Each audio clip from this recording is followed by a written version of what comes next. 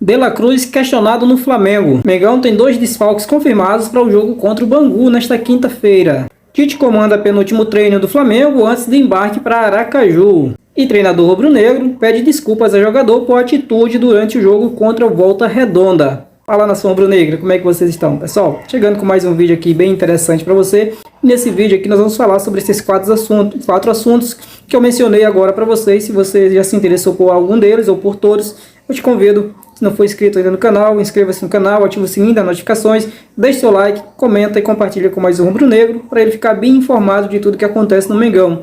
Você que já é inscrito, registra minha gratidão e peço que faça o mesmo. Curte, comenta e compartilha.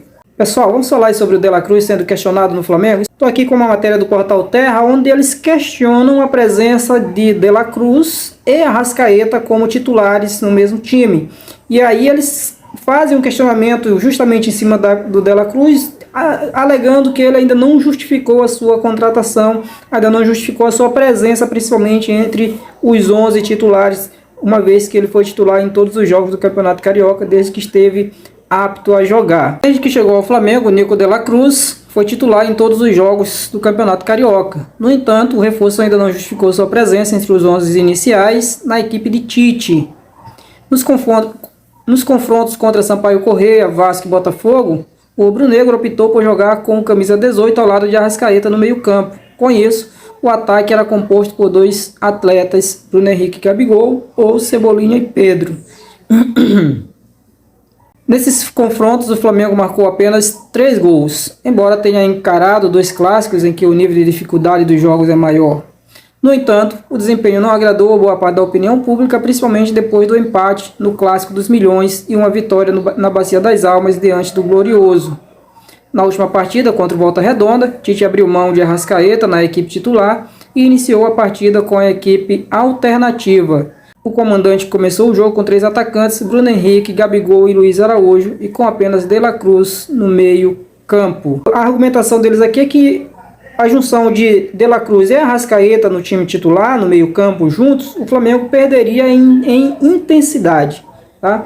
Eu acho bastante precoce fazer esse tipo de análise aqui, tá? Em cima do desempenho do De La Cruz, porque ele está chegando agora, ele sequer se adaptou ainda ao estilo de jogo do Tite, muito menos ainda ele começou a se adaptar aos companheiros, né, a conhecer os seus companheiros dentro de campo. Então eu acho muito cedo, muito precoce para fazer esse tipo de análise, tá?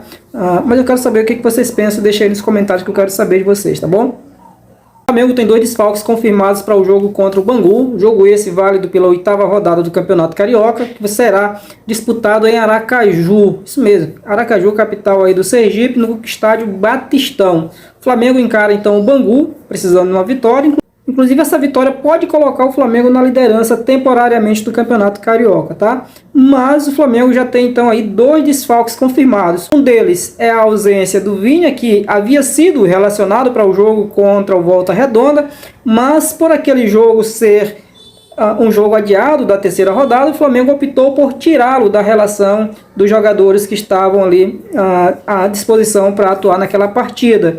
E aí ele precisou viajar à Itália no domingo mesmo, após o jogo foi no sábado, e no domingo ele precisou viajar à Itália para acompanhar o nascimento da sua filha, sua esposa, que ficou grávida na Itália, tá? Então esse é um desfalque já confirmado, e a razão pela qual isso ocorrerá é essa viagem que ele precisou fazer.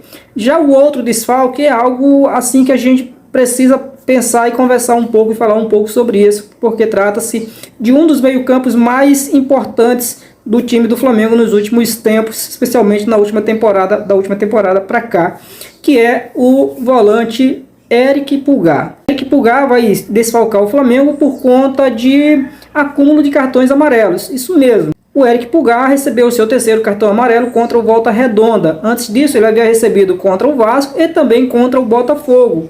E isso é preocupante porque o Pulgar fez apenas 5 jogos pelo Campeonato Carioca, tá?